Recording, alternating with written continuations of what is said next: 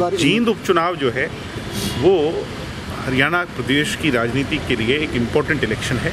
हरियाणा प्रदेश की राजनीति का सेमीफाइनल है, क्योंकि 2019 का जो इलेक्शन है लोकसभा का ड्यू अप्रैल में है और विधानसभा का इलेक्शन ड्यू जो है वो अक्टूबर में है। तो हम ये मान करके चलें कि सभी पार्टीज़ इस कश्मकश में हैं और एक दूसरे की तरफ नज़र दौड़ा रही हैं। मैं ये मानता हूँ कि हम अपना उम्मीदवार जो है वो इस लिस्ट में, इस दौड़ में सबसे पहले जारी करेंगे और मजबूत उम्मीदवार होगा। ऐसा उम्मीदवार होगा जो जींद हलके के लिए, 36 बिरादरी के भाईचारे के लिए, वहाँ की प्रोग्रेस के लिए, वहाँ की डेवलपमेंट के लिए, वहाँ के बड़े बुजुर्गों के लिए, महिलाओं के लिए और नौजवानों के लिए एक्सेप्टेबल होगा, सबको अपना लगेगा और जनता उसे अपना मान करके भारी मैंडेट दे करके जिताने का काम करेगा। कैंडिडेट ज़रूर वहाँ जीत करके आया था, मगर मैं जींद को ये मानता हूँ कि वो चौधरी देवीलाल जी और उनकी जो राजनीतिक विरासत है उसकी अगर असली मलकियत किसी के पास है तो वो जींद के लोगों के पास है। जींद के लोगों ने सदैव चौधरी देवीलाल जी और उनके विचारों को मजबूती प्रदान करी।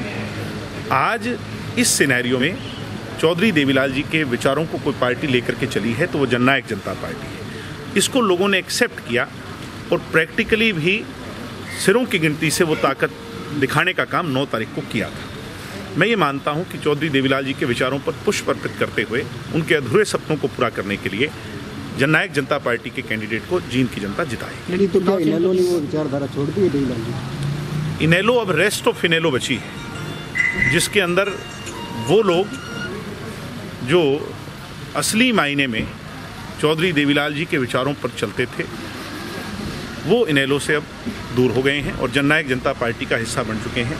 इनेलो तो अब सिर्फ उन लोभी लालची लोगों का एक ग्रुप है, एक ऑर्गेनाइजेशन है जो सब अपने आप को किसी ना किसी पद पर और जल्द से जल्द देखना चाहते हैं। वो लोभ और लालच जो है वो जनता ने रिजेक्ट कर दिया है। उसका प्रमाण अब जो उनके नेता, उस ऑर्गेनाइजेशन के नेता जहाँ जहाँ भी घूम रहे हैं वहाँ लोग उन्हें सुनने नहीं आ रहे हैं, इसी से प्रतीत होता है। तो क्या कोई पैचअप की कोई संभावना नहीं बची किसी तरह की?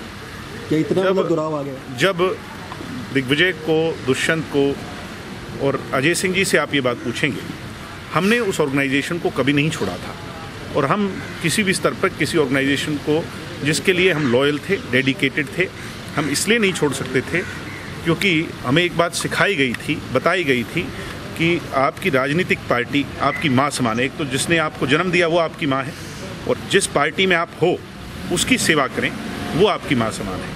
मगर उस पार्टी ने जब हमें निकाल दिया, हमने अपना फैसला ले लिया।